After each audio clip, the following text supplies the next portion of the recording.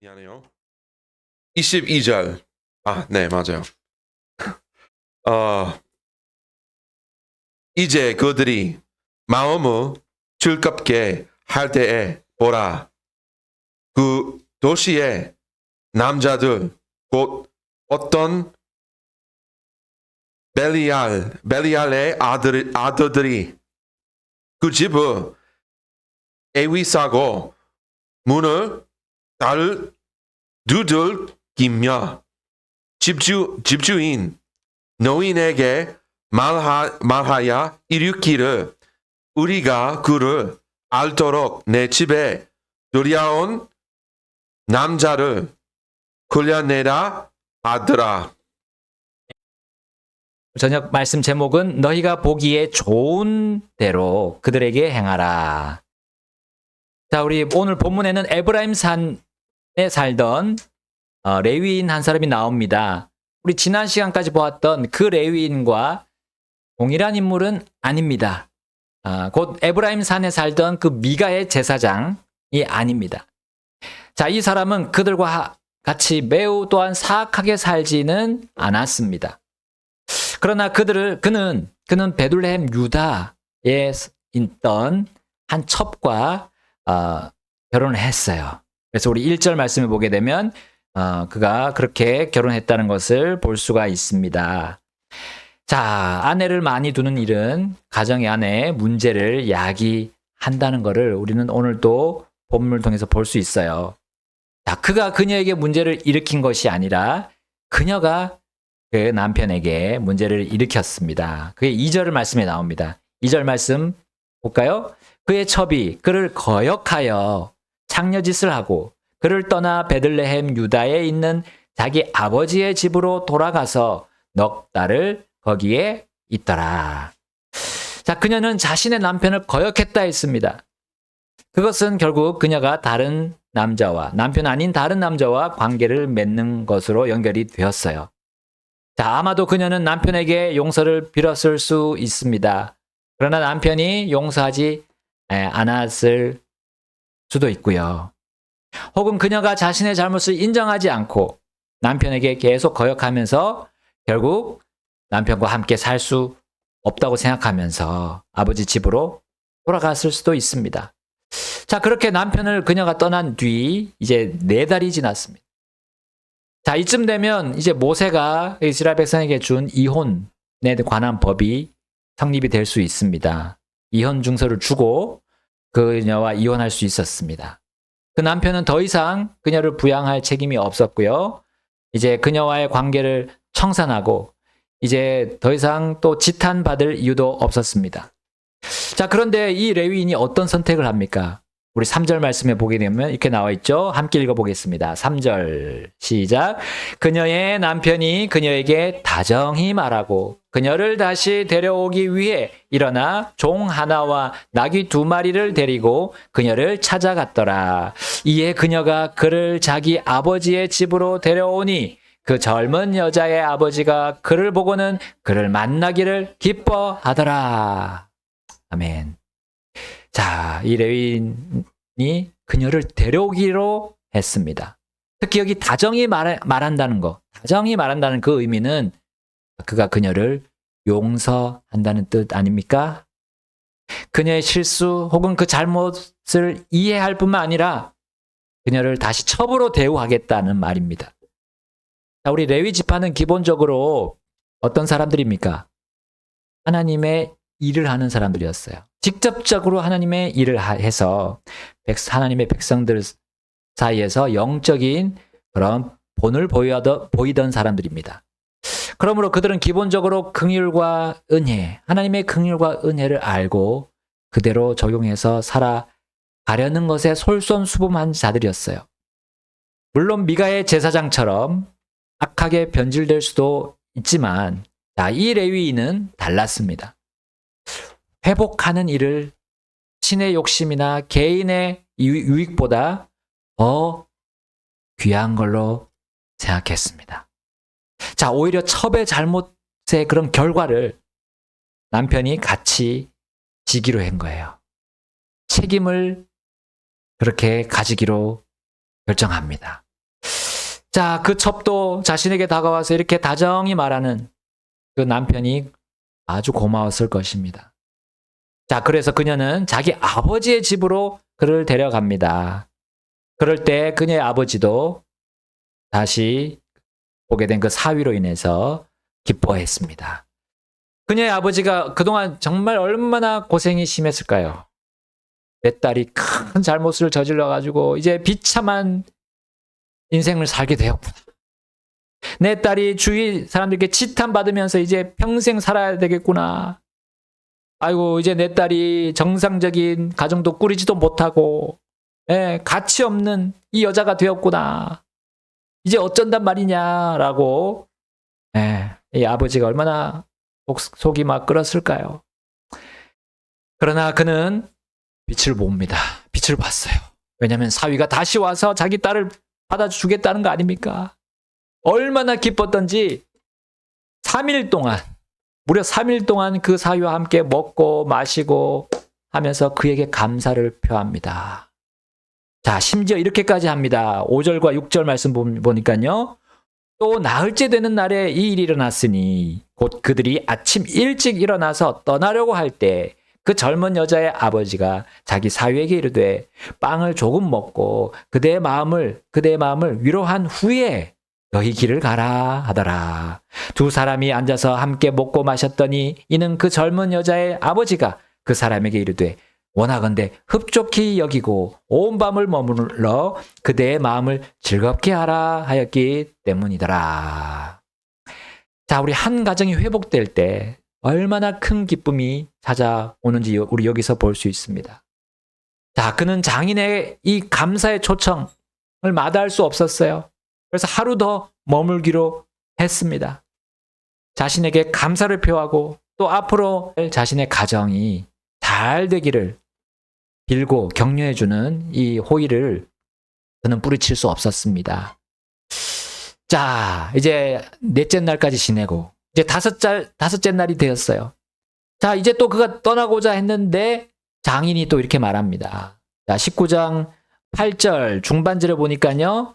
원하건대 그대의 마음을 위로하라 하더라. 자, 이 장인은 아까도 위로하라 하고 또 너의 마음을 위로하라 했어요. 장인은 자신이 받은 기쁨과 감사를 이 사위에게 가능한 한 많이 또 확실하게 주기를 원했습니다. 그리고 혹시나 모를 또 사위 마음속에 있을 법한 그런 상처도 다 치료받고 가기를 원했어요. 자기 딸을 위해서 큰 희생을 감당하기로 했기 때문에 이 장인은 그런 부분까지도 다 위로받기를 원했습니다. 아무 거리낌 없이 그가 새롭게 또 그 가정을 잘 자기 딸과 함께 꾸려가기를 또 장인은 원했을 것입니다. 자, 그래서 사위는 그 아침에 좀 더 여유를 가지고 오후까지 그 집에 머물렀습니다. 자, 얼마나 훈훈한 분위기입니까?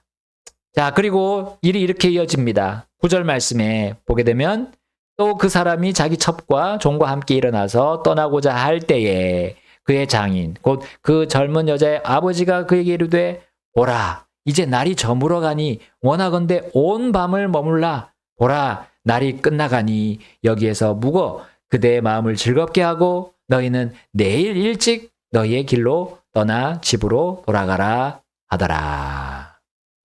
자, 장인의 호의가 계속됩니다. 자, 그 시간이 오후가 됐어요. 그러므로 장인은 그들이 지금 가도 도착하지 못할 것을 염려했습니다. 그러니까 하룻밤 더 묵고 내일 아침 일찍 떠나면 그 하루 만에 갈 수 있다는 거죠. 그러면서 또 배려를 해줍니다. 자, 그런데 사위는 갈 길이 멀다고만 생각합니다. 지금 떠나지 않으면 또 더 큰 신세를 져야 할 것으로 생각했을까요? 그는 장인의 염려를 뿌리치고 곧바로 귀갓길에 오릅니다. 자, 이제 그들이 머무른 곳이 10절에 나오는 것처럼 여부스의 맞은편이었습니다. 자, 여부스는 바로 우리 성경에서 가장 유명한 도시라고 할 수 있는 어디죠? 성경에서 가장 유명한 도시 아닙니다. 예, 그렇습니다. 새 예루살렘이 나올 정도 예루살렘입니다. 바로 여부스가 그 예루살렘이 된 것이에요. 그 당시 여부스는 여부스 족속이 살던 도시였습니다. 자, 이들은 이스라엘이 쫓아내지 못한 민족 중에 한 민족이었죠. 자, 그의 종은 이 레윈의 종은 여부스로 가자고 했어요. 근데 타국인의 도시 아닙니까? 그래서 우리 거기로 가지 않겠다. 어디로 갑니까? 우리의 같은 지파 에게 우리가 가자 하면서 베냐민의 영토로 들어가기로 했습니다. 자, 13절 말씀해 보게 되면 이렇게 돼 있죠. 함께 읽어보겠습니다. 시작. 또 그가 자기 종에게 이르되 오라 우리가 기브아나 라마 두 곳 중 한 곳에 가까이 나아가서 온 밤을 묵자 하더라. 자, 레위인의 선택지가 두 군데였어요. 먼저 기브아입니다. 자, 기브아는 훗날에 사울이 태어난 도시였어요. 사울 왕. 자, 기브아는 이제 베들레헴 유다에서 올라가는 길에서 라마보다는 먼저 당도하는 곳이었습니다. 자, 라마로 가려면 더 올라갔어야 돼요. 예루살렘 북서쪽으로 더 올라가야 됩니다. 10km 더 가야 되기 때문에 이제 밤이 됐기 때문에 이 레위는 어디에 거할 건지 결정할 겨를도 없이 기브아로 가야 했습니다. 자, 그런데 해가 이제 지고 어두웠지만 그 도시 안에 자신들을 데리고 가서 묵게 하는 사람이 없었던 거예요. 자, 어떻게 합니까? 그래서 레위인 일행은 도시 거리에 그냥 거기서 앉아서 하룻밤을 보내려고 했습니다. 자, 그때 여기서 한 노인이 오는 거 아닙니까? 자, 그 노인은 이제 밭에서 일하다가 이제 어두워져서 집으로 가던 중이었어요. 나 노인이 그들을 보니까 저러고 있으면 안 되는 거를 알았어요. 그래서 행선지를 묻습니다. 베들레헴 유다에서 에브라임산으로 간다고 레위인이 대답했죠. 자, 마침 에브라임산 출신이었던 이 노인은 그들을 데려가는 사람이 없는 걸 알고 자신의 집으로 초대합니다. 자, 그러나 레위인은 자신들이 거리에서도 묵을 수 있으니 이제 그에게 폐를 끼치지 않겠다고 대답을 합니다. 자, 그러나 그 도시가 어떤 도시인지 잘 알고 있었던 그 노인은 이렇게 그에게 말합니다. 20절 말씀이에요. 20절 말씀. 자, 다 같이 읽어보겠습니다. 시작. 이에 노인이 이르되 그대는 안심하라. 그대가 필요로 하는 모든 것은 내게 맡기고 다만 거리에서 묵지는 말라 하더라. 자, 노인은 그 도시에 대해서 자세히 설명하지 않았습니다. 다만 그에게 안심하라 라는 말과 함께 그 안심하라는 말로 거리에서 무슨 좋지 않은 일이 벌어질 것에 대해서 암시했어요. 자, 그는 노인의 호의를 받아들이고 하룻밤만 신세지기로 합니다. 자, 노인과 레위인 일행은 이제 발을 씻고 함께 먹고 마시며 즐겁게 편안하고 쉬는 그런 저녁 시간을 보내고 있었습니다. 그런데 갑자기 그 집에 문을 두들기는 소리가 들렸어요. 똑똑똑이 아니고 꽝꽝꽝 세게 두드리는 소리가 났어요. 두들긴다는 말이 그거죠? 네. 자, 때렸다는 겁니다. 문을 때린 거예요. 자, 그러고요. 그 밖에는 그 노인의 집을 애워싸는 많은 사람들이 있었습니다. 자, 22절 말씀에 나온 것처럼 자, 그 도시에 남자들이 몰려온 거예요. 그들이 벨리알의 아들들이라 했습니다. 여러분, 벨리알 또 나왔네요. 벨리알의 원래 뜻은 보니까 가치 없다 말입니다. 하나님과 사람 양쪽 모두에게 가치 없다는 것이 이 벨리알이란 의미예요. 한마디로 그들은 불순종했고요. 부도덕했습니다. 그들은 결국 사탄을 숭배하는 자들이었어요. 자, 이제 하루를 편안히 마무리하고 쉬고 있는 이 이웃의 집에 그들 왜 들이닥쳤을까요? 문을 두들겨 가면서 집주인을 불러낸 이유가 무엇일까요? 22절 말씀입니다. 22절 함께 읽겠습니다. 이제 그들이 마음을 즐겁게 할 때에 보라 그 도시의 남자들 곧 어떤 벨리알의 아들들이 그 집을 애워싸고 문을 두들기며 집주인 노인에게 말하여 이르기를 우리가 그를 알도록 내 집에 들어온 남자를 끌어내라 하더라. 자, 그 남자를 알기 위해서 그렇게 몰려왔습니다. 그 남자는 누구를 말하는 겁니까? 바로 그날 온 레위인 남자였어요. 남자가 남자를 알려고 했대요. 무슨 뜻입니까? 예, 맞습니다. 성경에 안다라는 말은 관계를 맺는 겁니다. 교제를 하는 겁니다. 그리고 또한 육체적인 관계도 의미하는 거예요. 남자가 남자와 더불어 보기 흉한 짓을 하기 위해 그들이 왔던 거예요. 여러분, 이것에 대해서 하나님은 뭐라고 경고하십니까?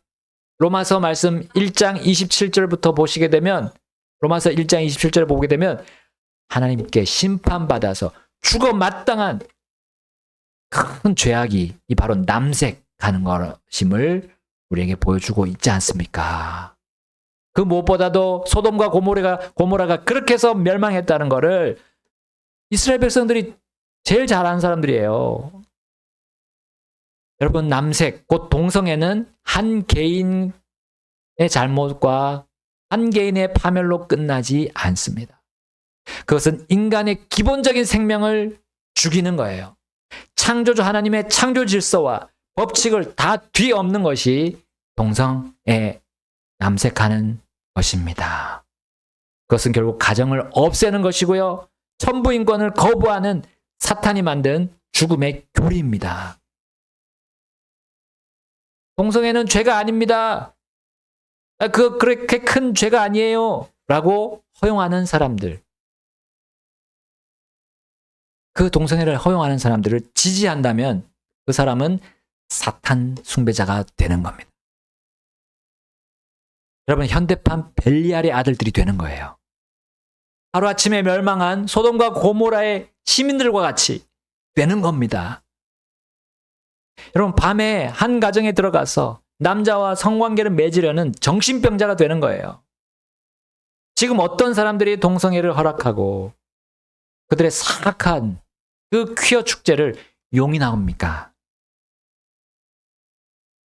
그들과 그들의 단체들을 지지하는 그리스도인은 도대체 무슨 생각으로 그렇게 하는 겁니까? 그러한 행보를 보이는 사람들을 우리가 눈 감아준다면 진리의 하나님과 그분의 성경을 짓밟고 있는 것이 아니면 뭐란 말입니까? 그리스도인이라면 남색하는 자들이 정말 하나님께 회개하도록 침례자 요한처럼 그 죄악을 꾸짖고 경고하는 파수꾼이 되어야 합니다. 오직 진리로 그들을 죄에서 자유롭게 해야 합니다. 근데 이 세상은 그렇게 하지 않고 있어요. 정당에 상관없이 그 사람들을 하나하나 받아주는 사람들이 곳곳에 있습니다. 각계각층에 있습니다. 여러분, 그 집의 주인이었던 노인은 레위인에게 그 도시에서 이러한 악한 일이 벌어지고 있다는 걸 가르쳐 줬나요? 가르쳐 줬나요? 처음에? 그를 초대하기 전에 가르쳐 줬나요? 안 가르쳐 줬나요? 안 가르쳐 줬어요. 진실이 전해지지 않을 때 과연 안심할 수 있겠습니까, 사람이? 근데 안심하라 했던 거예요. 자, 레위인도 무슨 말씀이신지 노인에게 자세히 물어봐야 할 책임이 있었을까요? 없었을까요? 있었어요. 그래서 일어날 재앙을 미리 안다면 피할 수 있습니다. 노인은 그동안 살면서 익혔던 옳고 그름을 분별하는 지혜가 있었어요. 그러면 그 지혜를 누구한테 넘겨줘야 됩니까? 젊은 세대들에게 넘겨줘야 하지 않습니까? 또한 젊은이들은 그 노인의 말에 경청하면서 또 다음 세대를 바르게 이끌어야 하지 않겠습니까? 비록 몸은 쇠약해지지만 그러면 거리로 나와가지고 이 죄악들을 꾸짖고 경고하는 노인들이 우리나라에 얼마나 많습니까? 그리고 꾸준히 그 일을 하고 있지 않습니까? 그리고 결국 그것이 청년들에게 전달이 돼서 그 경고를 듣고 나온 청년들이 얼마나 많습니까? 그러나 에브라임산 출신의 이 노인과 이 레위인 남자는, 이 젊은 남자는 달랐습니다. 기브아의 남자들, 이 벨리알의 아들들이 하나님 앞에서 심판받아서 멸망하게 될 그 죄악들에 대해서 꾸짖지 않았어요. 심지어 그들이 악을 행하려는데도 그 노인은 이렇게 반응합니다. 23절 말씀 보십시오. 23절, 집주인인 그 사람이 그들에게로 나와서 이르되 아니라 내 형제들아, 아니라 원하건대 그렇게 악하게 행하지 말라. 이 남자가 내 집에 들어왔으니 이런 어리석은 짓을 행하지 말라.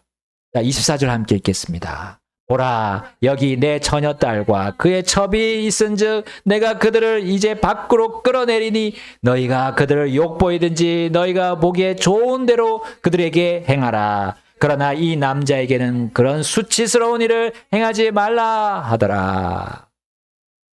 노인은 그들에게 악하게 행하지 말라, 어리석은 짓을 행하지 말라, 수치스러운 일을 행하지 말라라고 꾸짖었습니다. 그런데 그것뿐이었어요. 말만 했어요. 적극적으로 막지 않았어요. 그들과 싸우지 않았어요. 몸으로도 싸워야 했을 그 노인이었어요. 그들 곧 자기 처녀딸, 그리고 그의 첩, 너희가 보기 좋은 대로 행하라 하는 거 아닙니까?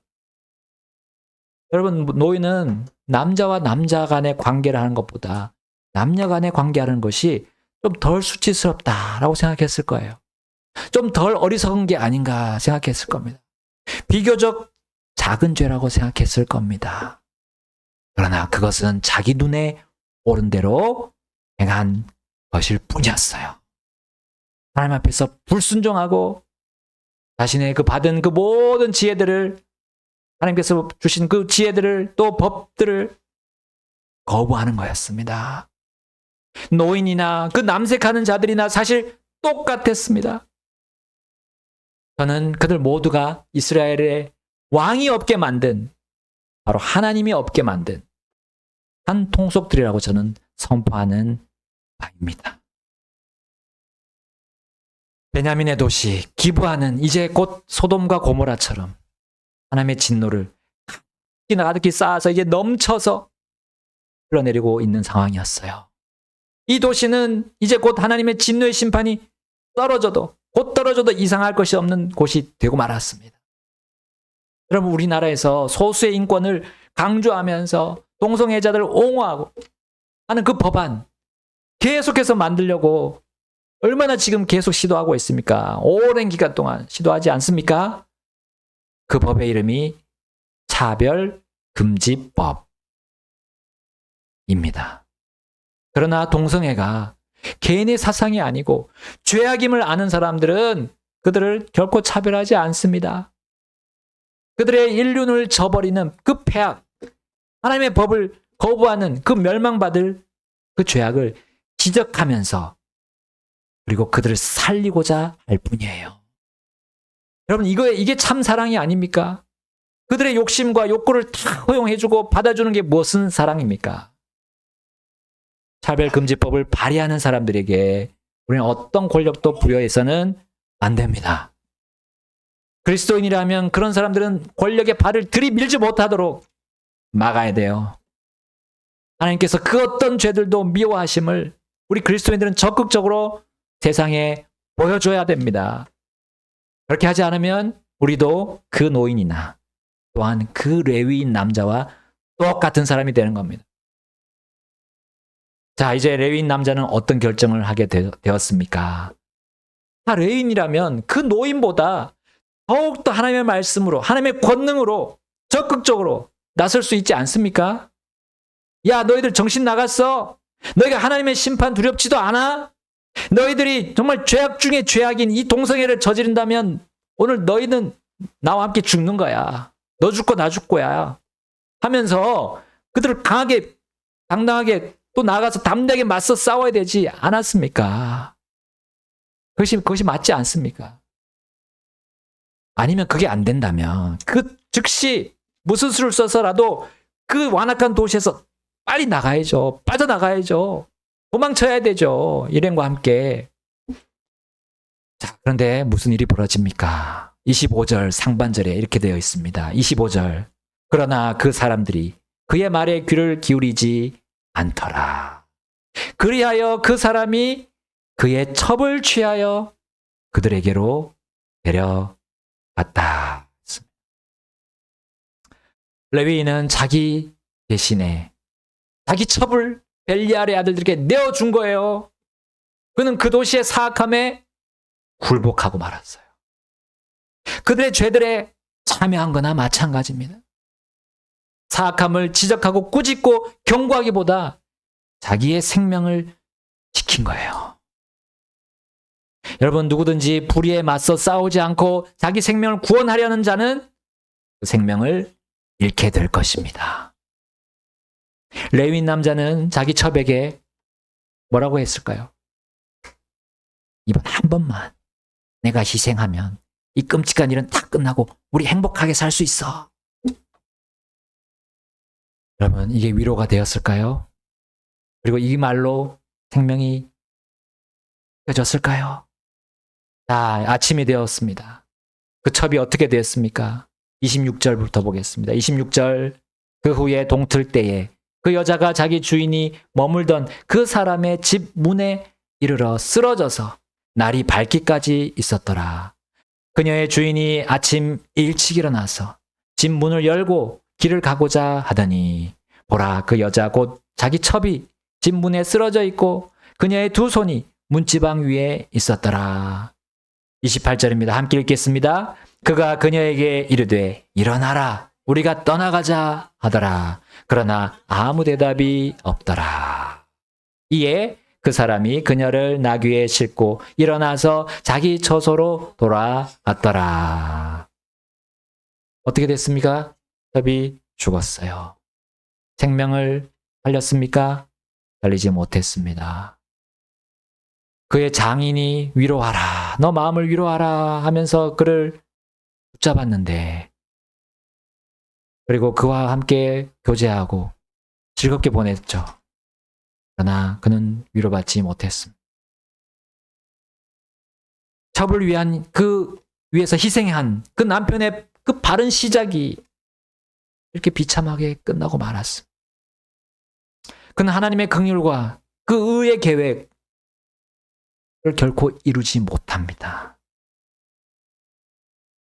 왜냐하면 완고한 자들과 불의한 자들과 함께 손을 잡았기 때문이었어요.